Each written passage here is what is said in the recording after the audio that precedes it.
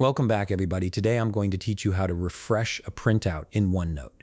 This is a super useful feature when you've inserted a file as a printout and that file gets updated later. You can refresh it without having to delete and reinsert everything from scratch. Let's walk through the process step by step. First, start by opening your Microsoft OneNote app and load into your notebook. Make sure you're in the notebook where you plan to work with file printouts.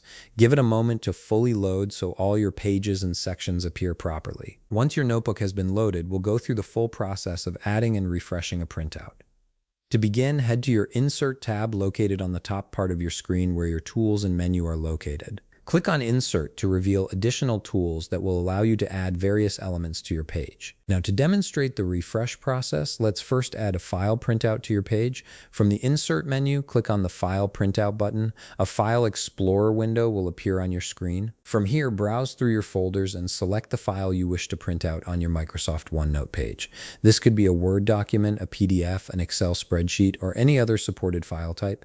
Click to select your file and it will be inserted as a printout directly onto your page. Here's where the refresh feature becomes incredibly handy. If there are changes or revisions made to your original file, you don't need to remove the printout and start over. Instead, you can open the file attached to your page and make whatever edits or updates you need in the original application. Save those changes to the file. Once the changes have been made and saved, simply return to your OneNote page. Right-click on the File Printout icon that appears on your page. A context menu will appear with several options. From this menu, click on Refresh Printout. OneNote will automatically update the printout on your page to reflect any revisions or changes made to the original file.